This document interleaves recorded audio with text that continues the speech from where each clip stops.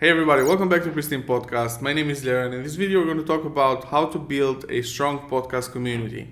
Every media format is different. Podcasting in particular can really benefit from having a strong online community. Let's talk about it. First, you should create a vision for your community. What do I mean by that? Well, you should visualize what you want your community to look like. So before you implement the rest of your plans, you can start by developing a community vision statement. List your goals for the community as well as what you want the community to do for you and your listeners. This will give you an assist basically to figure out which tactics to pursue to achieve the goal. So now that we've figured out the vision, in order to build this community, we need to encourage our listeners to participate in the show. This first level of interaction from your listeners will be the basis of creating the community around your show. Whether it's asking them for feedback or asking them which directory they use to listen to your podcast or asking them to leave comments. You need to get involved as well though. In addition to having your listeners engage with you, you should also engage with your listeners by replying to their comments and showing gratitude that they have replied to you and they've given you their feedback. Listeners who feel like they can interact with you will become full members of the group because they feel like their voice is being heard and that it matters. You can categorize all of your interactions with your listeners as asking for their input basically. If you're asking them to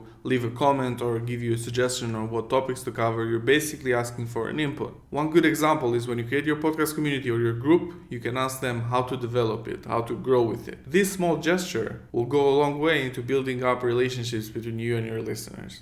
You could also ask them which types of content would they like to hear more of, which guests would they like to see invited in your show, what subjects would they like you to explore more of. Practically, you might get this information by appealing to your viewers in your show, by asking them to leave a comment or review, or by sending them surveys or questionnaires through your email list. If you're finding this information helpful and you want more podcasting tips in the future, then don't forget to subscribe and hit the bell icon so you can get notified in the future whenever we upload new videos. So by interacting with your community and asking them all of these questions, by getting all this feedback, you should now create listener-driven content. So basically, you should act on their feedback. You should bring some of their ideas into action. This will prove to your audience that you care for them and their viewpoints are respected. So you can now implement your listeners' ideas in random moments in your podcast episodes, or you could have full episodes dedicated to Q&As, to replying to your audience's questions or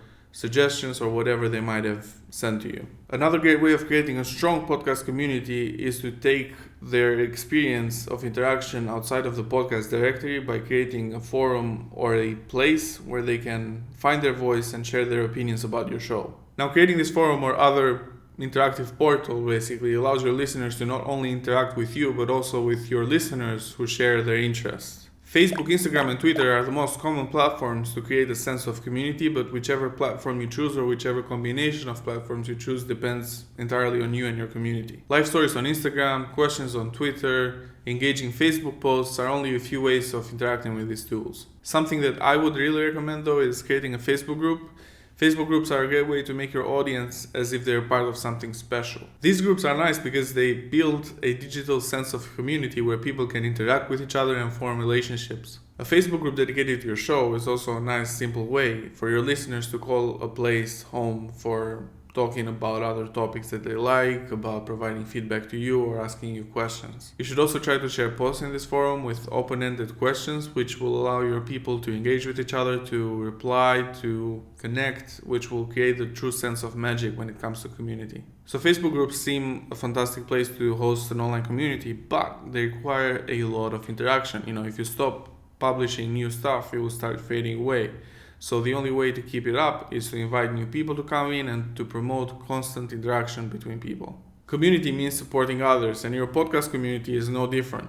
Show your audience how much you appreciate their support by sharing their content or their work with the rest of the world. Connecting with people who believe in and share your perspective and point of view is what makes podcasting so incredible, and building up this community that is so vibrant and so active, it's going to make sure that you reap all the benefits of this incredible medium. If you want to grow your podcast faster and get more of your time back, then consider outsourcing podcast editing and post-production to me and my team.